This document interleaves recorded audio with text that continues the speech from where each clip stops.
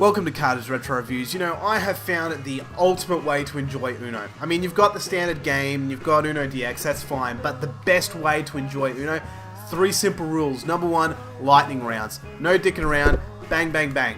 Alright, number 2, take a drink every time you lose. And I'm not talking little shitty sips, I'm talking nice, big gulps. I want to see some of that shit. That's number 2. And number 3, lose an article of clothing, and not because you're drunk, but because they're the rules. And the winner is the... Well, actually, you know what? I think everyone is a winner, really, because if you continually lose, you're drunk, naked, and probably quite happy with that. I guess really where I'm going with this is if you're going to play this game, this ultimate version of Uno, maybe you might want to actually play it with some real women.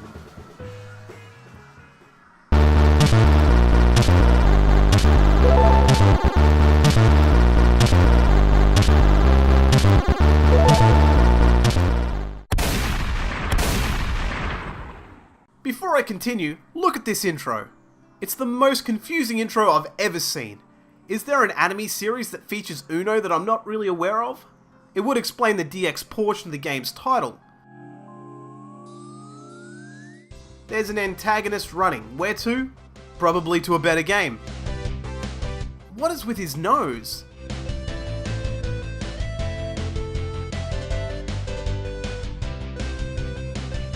And now he's floating through the sky with Uno cards, and then we get to meet an array of enemy characters. It's absolutely bewildering. I always thought to myself, you know what the Saturn needs? More Uno.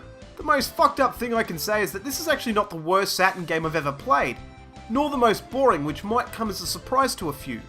And Uno can actually be fun if you need something to do in between interesting discussions of the world, space hypotheticals, politics, and penis jokes.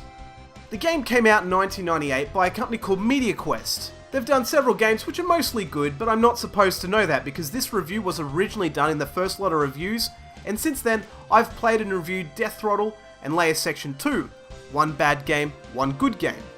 They also did Croc as well, but I haven't reviewed it yet, and there are mixed feelings as to what I'm expecting going in. Anyway, let's see where this confused erection comes from. Presentation has this high school vibe to it, which I guess makes sense, but couldn't it just be Uno themed instead? I've played an Uno digital game which was amazing, so I know how it can be done. It also makes things hard when it's Japanese instead of English, and there's no English version because it wasn't released outside of Japan. Once you're in game, it sticks with the same theme, so it looks alright. Not particularly stylish, but its own style is consistent, which is the least I could ask for. Graphics are such a standard, I find it hard to think of a way to make Uno look more than just some cards with numbers and plain colours without it being all these small quick time events in between, which would be really jarring and break up the game somewhat. It'd be like ESPN covering Uno.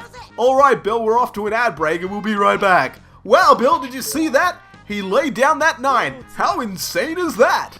That's right Dave, that 9 was placed down and really kicked it up a notch. Let's go back and see the replay on that. Sound is this J-pop standard 90s video game music done on a keyboard and probably paid $20 in a car park handy for it. Silly little sound effects, while being suitable to the game, are a little on the retarded side. Gameplay is Uno. The controls are okay in the sense that they do their job. The game itself sticks to the rulebook pretty well. It was a little disorientating on what things do because it was all in Japanese. As a one-player game, it's not bad. I understand the game is mostly luck, but I also feel I have more control with actual cards, or at least better luck, than facing computer players in a game that obviously is going to favour the other characters I'm playing against. It kept happening when I was at Uno and blammo, draw 4. You don't get that kind of luck so frequently like I did in this game. Now, I don't know this for a fact and it's merely speculation, but the game's a little rigged. My luck with the real cards is a little better than the consistent barrage of not getting anything I need. Replay value is alright. It has 2-player and some other modes if I could work it out, which I didn't. Would I recommend this game? I like the game, but it's still a stupid concept for a card game that would cost you a couple of bucks for a physical deck that would play out more ideally. I know money shouldn't come into it, and technically, If you stand the high school theme, it's pretty enjoyable. But if I'm 100% honest, I bought this game as a joke and thought it would make for a funny review. Well, the game got the last laugh when I didn't think it was all too bad. But it's still a no from me. I can't imagine too many others getting the same enjoyment out of it as I did.